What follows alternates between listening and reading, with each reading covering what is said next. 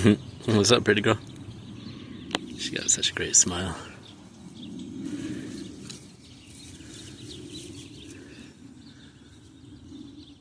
It's funny. I was recording a little. I gotta put a vote out. We're gonna switch it to the Mirabai channel.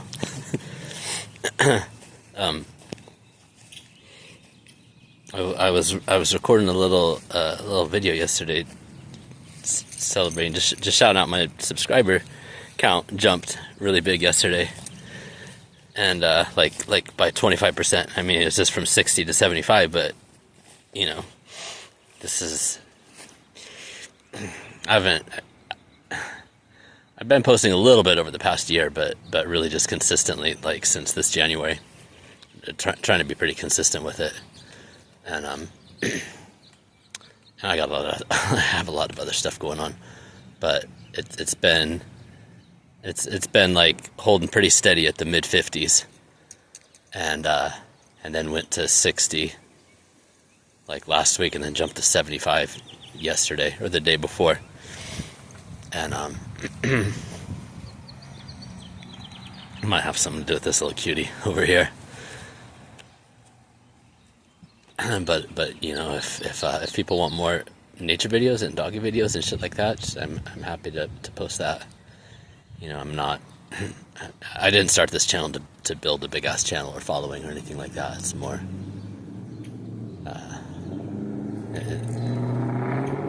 it's just to be doing it consistently. It's complicated. Like I said, there's a lot of stuff going on in my life. But just getting my voice out there, reclaiming my voice and getting it out there has been, you know, it's been a big piece of my healing, ongoing, you know, that really just started a year and a half ago. But she is gorgeous. Seems like people, especially with the shorts, golden butterfly. People really like the stuff out in nature, and Mirabai girly. So maybe I'll do more of those. Oh, there's one of the hawks sitting right up there. I don't know if you can see it up on the post. I was just gonna mention it too. I saw this guy this morning. I'm guessing it's the same one. I think it's a pair. That lives right by here. The same one was right above me this morning. Right above my house. Just sitting there. Just like that. It's probably the same one. I think it's the male. But I'm not an ornithologist. I don't know a ton about birdies. Anyhow. So, what was I going to say? Why did I start talking this time? Just gratitude for the channel growth. And because I was thinking of Mirabai, how she has the two color eyes. There's a word for it. It's not monochromatic, but it's something chromatic, blah blah blah. It's for the two color eyes. Mono would be one. Mono would be one color. I guess monochromatic is what most people have. Most people and animals. But she's got one blue and one brown eye. And this video, and one other one that I did a couple days ago, but the one yesterday was more noticeable. The short that I did yesterday, you can check it out. And I was looking at myself close, and my eyes are two colors in it. One is like the blue, like the more normal blue that I have, and one is gray, which is really weird. And I noticed it in another video the other day, and it seemed like it happened about a week ago when I was at the dentist last time. It's on the same side where I got work done on my tooth, and my eyes don't turn gray very often. Many years ago, when I was using substances, they did quite regularly, especially with Coca-Cola. And coming down from that stuff, bitch, was the worst. It's the worst of anything. But usually my eyes would turn gray after that when I was coming down from that. And it's weird. They haven't really turned gray I mean, not that I've noticed in many, many years. And then just after I was at the dentist the other day, one of them was. And then yesterday I noticed it. I'm like, I wonder if that's because they had to numb me up like 3 times for this tooth. And then the last time it was like, just did my whole freaking face. Anyways, it was just weird. I was just noticing that in the video yesterday, like one blue and one gray. And this never happened before, so I don't know, maybe maybe it's a DNA alteration, chameleon effect or something to blend in with my doggy. some. But they did they did start turning green a lot, like a lot more green, like teal and sea green, over the past year and a half, as I've been doing a lot of releasing work and healing so much old childhood and deep buried trauma and stuff like that.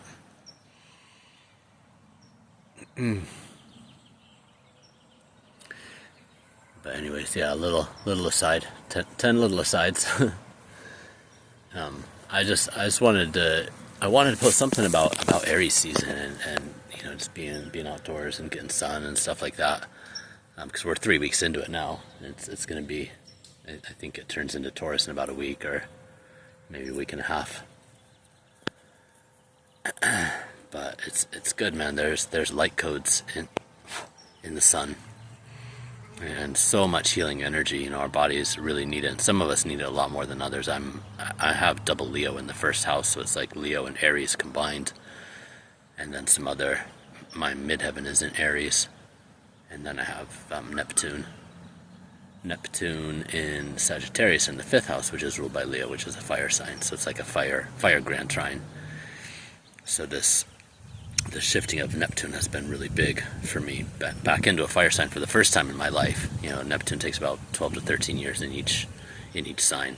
So when I was born, it was in Sagittarius, and it went through these signs, and now it's in Aries for the first time.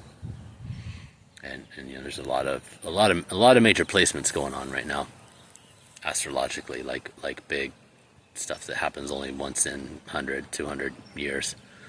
One of the conjunctions, according to like Molly McCord and some people that know this stuff really well, it's like a 6,000 year cycle that we're in, starting a new one right now. So the last time it was like in the age of the Sumerians, like 4,500 BC approximately. It's pretty crazy. But for me, it's been intense. I have been getting a lot more sun, and it's helpful, but it's also so much fire energy, because I'm healing my body on a lot of levels, and the sun is very healing, but it's also like it can be too much too fast. I've had a lot of chronic illnesses over the years, and for the most part they're in check, but a couple of the viruses, like Epstein-Barr virus especially, is stress activated. And so when the stress levels go up, the immune system goes down, and then the viruses multiply like crazy. Same with the Lyme. There's a lot of debate on whether you can cure it, especially if you catch it late like I did. It was about 6-7 years before I got diagnosed from the time I got sick. So I got to be really careful with the stress levels, and with Lyme especially, when you're healing from that, you go through these pushes called a healing crisis. And when these things die off, they're spirochetes. They're not like a bacteria or a virus. It's in its own class. When they die off, they produce like massive amounts of toxins, and so your body, your kidneys, your liver, everything is it's already like dealing with so much inflammation and stress. And then if you're in a stressful time period in your life, or if you have chronic stress, or if you have freaking PTSD and CPTSD and other shit like I'm also dealing with right now, concurrently with all of this. And there's like so much overlap with all these different things, plus life events, plus world events, plus everything else. Like the sun, the fire energy can really activate healing, and it's very powerful. Your body produces vitamin D, your immune system kicks in when you get sunlight on it, and especially for men to get sunlight like on your chest and your solar plexus actually like increases your testosterone. It's crazy. According to science. I don't know that much about it, but I know that I always feel better and a lot more energy like just when I'm out in the sun quite regularly. But if I get too much, and then there's a huge die-off of like whatever virus or Lyme disease or whatever is in there, and then there's inflammation and there's stress and there's all these other things that it can just completely overwhelm the system. So it's like I got to be in this constant delicate balance. And then, I'm already dealing with hypervigilance because of situations that I'm in right now. It's stalking and like all kinds of crazy stuff, and then having to keep internal hypervigilance on all the time. So I'm like in this delicate fucking balance, not going too much in either direction. That's a lot.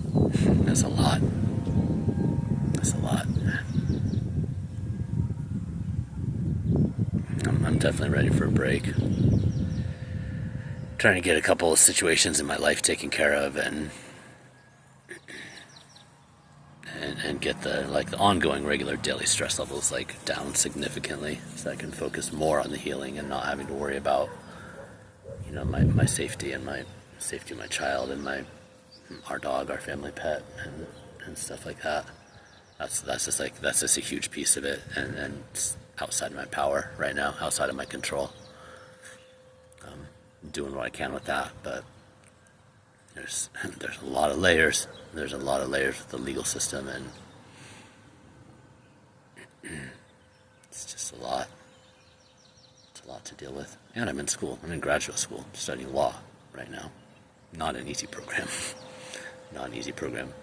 But very useful, very powerful, and hopefully going to be integrating that into my suite of business activities and the ways that I make a living. I'm not going to be a lawyer. I'm not going to go and like sit for the bar and stuff like that. But what I found out since starting this program, 96% of cases, and I'm talking about like civil right now, 96% of cases settle outside of court before a trial. And being a mediator or having like a consulting firm doing mediation and negotiation and stuff like that, helping parties settle things, you can charge pretty much the same as a lawyer would charge, or pretty close to it. $400 or $500 an hour is pretty standard, and you don't have to deal with the stress of being in courtrooms and shit like that. And you can't get sued for malpractice. There's a lot of benefits to it. So that's what I'm looking at doing with mine, and I'm using it and applying it to all the situations that I'm in right now. A white butterfly. So, anyways, all the things. I'm kind of ADHD out today. Again, with the brain chemistry and all the freaking shit that I'm dealing with, it's a delicate balance. It's a dance every day, and it's good to get sun though. It's good to get sun, get outdoors. Aries season is still on. Even though I haven't talked about this in a few weeks or a month or two. I know I was talking more about astrology stuff earlier in this year, but another white butterfly.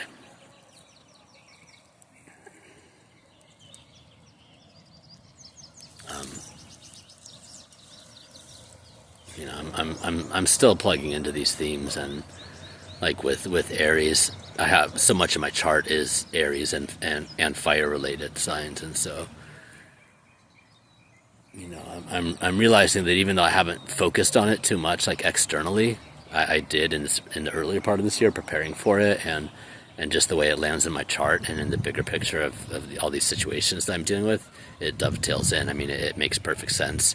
The things that have come online for me in recent months, and the work that I'm doing right now, and Neptune in Aries right now, but my Neptune being in Sagittarius in the 5th house, and studying law, and higher education, and like negotiation and all these different things.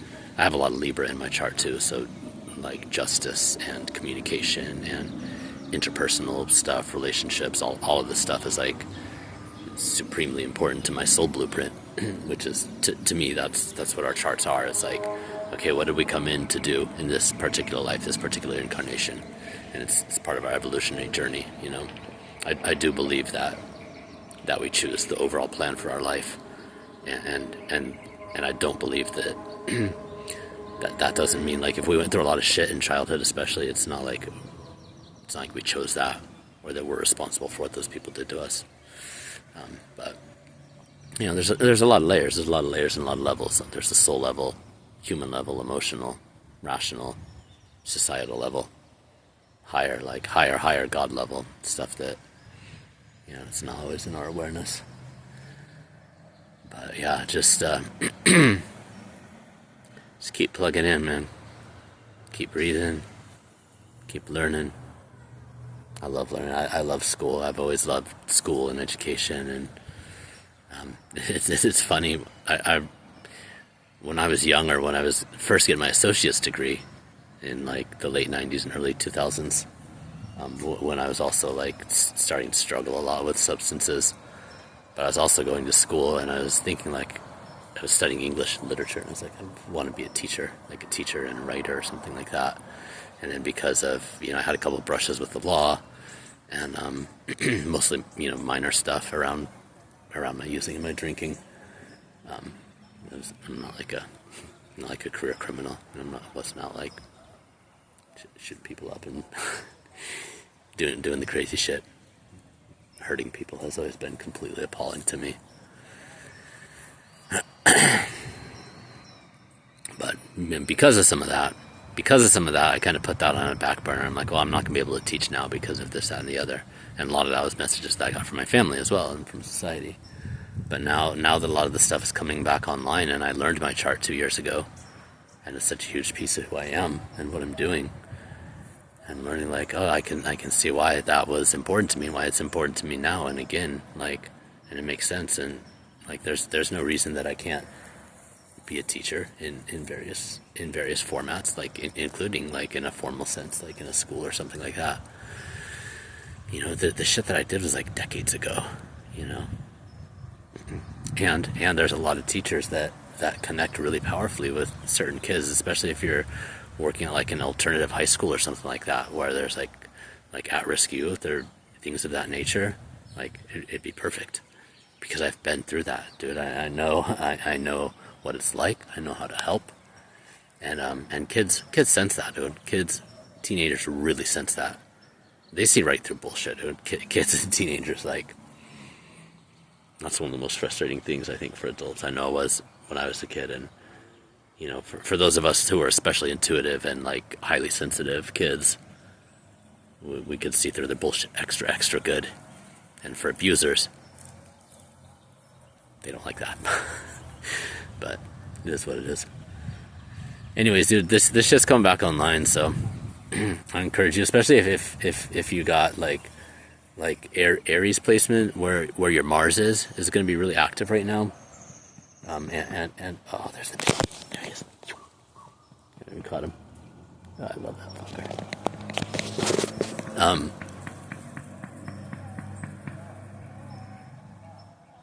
Such a blessing, man. Yeah, whatever you have in your first house, and wherever your Mars is, and how those relate to your other fire signs, especially. But also check out the horoscope and where things are at right now. I don't track that super close, but there's, you know, there's like a sparrow or something dive bombing him. Hold on, let's see if he jumps back up. Yeah, that shit. He's fucking harassing the fucking hawk, dude. There's a couple piles of feathers out here the other day. I don't know if the hawk is gonna put up with a whole lot of that. Can you guys see that shit, dude? Okay, hold on. This is a little guy, dude. Check him.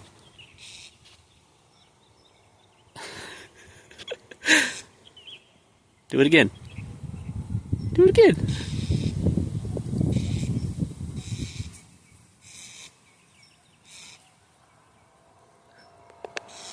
Squawking, dude.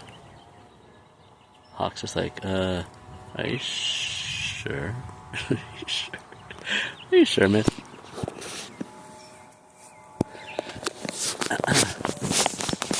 yeah, astrologically, God,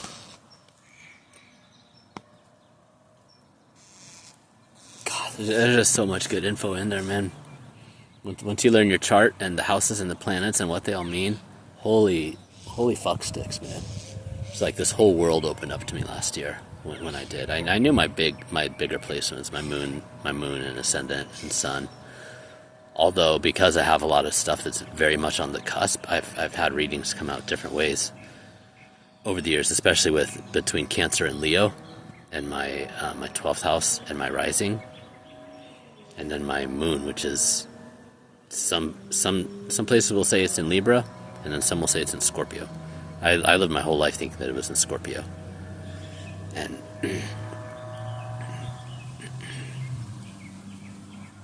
anyway, that's another conversation. Like, you know, some astrologers are like, oh, if it's on the cusp, it's got to be one or the other, and some are like, no, you have both. If it's like right on the 0 degree point, it's like you kind of draw from both.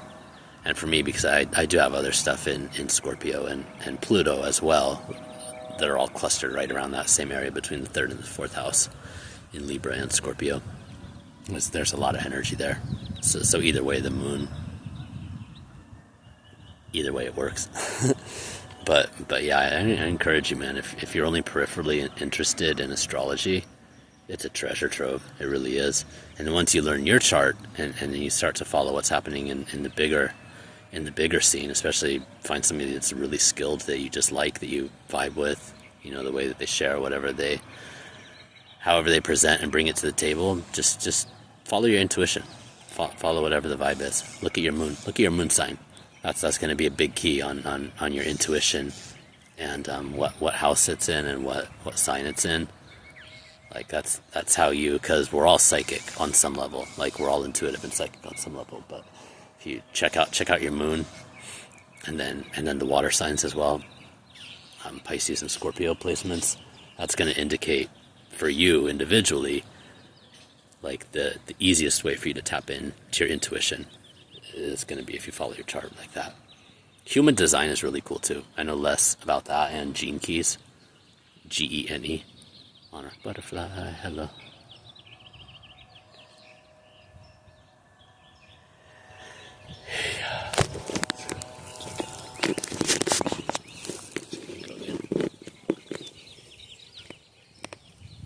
See him? I'm just kind of pointing this because I'm not using them. Oh, fuck yeah. So gorgeous, man. I'm so glad I met them like 2 weeks ago now. Blessings, synchronicities, nature is powerful, man. Nature is really powerful. It's another intuitive, you know, our third eye is a very powerful source of intuition, but so is our sacral chakra. That's our gut intuition. That's, you know, we're 90% bacteria, man. Our gut and our biota is our interface with the natural world. And when we tap into that, there's that monarch.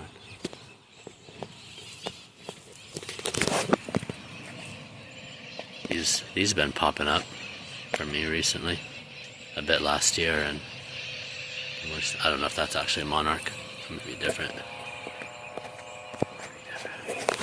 But since getting this girl and then doing a lot of healing and then doing major sacral chakra and root chakra healing this past year, year and a half,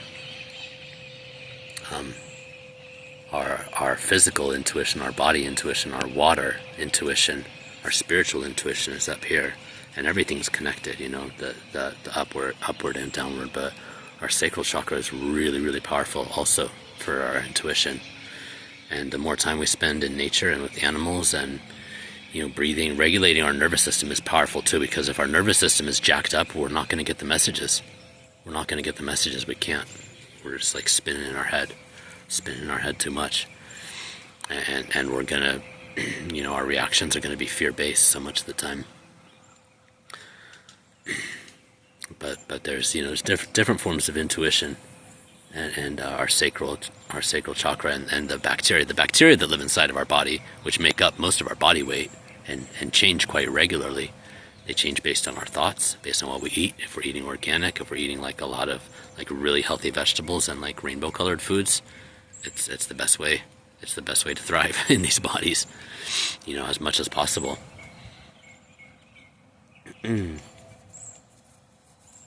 But our mind does have a lot of sway over all of these things. What we choose to focus on, healing deep-seated stuff, man, healing trauma, healing patterns, like all these things play a part and move us forward, like step by step by step. I was saying something else, but got kind of sidetracked. The natural world is a really good source of synchronicities and intuitive information and spiritual information. God speaks through nature really loud.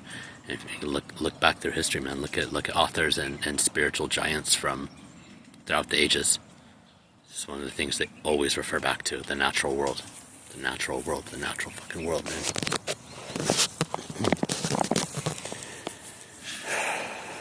Even in the Bible, I know it's like not in the way that our culture perceives it, oftentimes in this modern era, but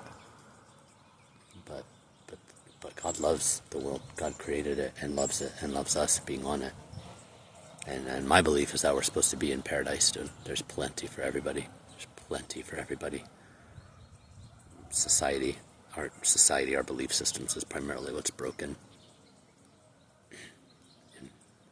In my honest opinion, in my humble opinion, in my holy opinion.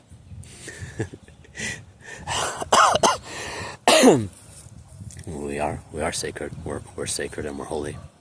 We're created by God, for God, to be God, to be God's instruments on this earth, man. To change the world, to shape the world, to build it up, to recreate it, and especially in this time that we're in, the age of Aquarius, man. You know, the things that we're doing right now are gonna like majorly impact the next couple thousand years. Laying the foundations. What's up, baby girl? You wanna go back? You wanna go back in? You hot? But it's not all sunshine and rainbows either, man. The natural world can be brutal as well.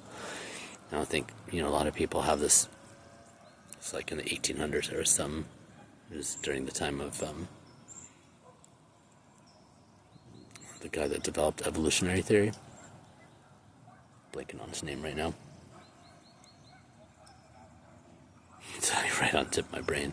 There's another author that wrote about the world being red in tooth and claw. Everything was bloody and a competition and stuff like that. And I don't think that's true, not by a long shot. When you look at the animal kingdom, you look at animals and stuff like that, rarely do they fight, almost never to the death, like not like humans. Some of them are, you know, territorial and shit like that, yeah. And there's predators and prey animals, and you know, there is some violence built into it. But it's just natural cycles, dude. There's nothing like the way the humans are, especially with our like warfare and shit like that, fighting to the death, killing people for no reason, for sport, for pleasure. That's not normal or natural.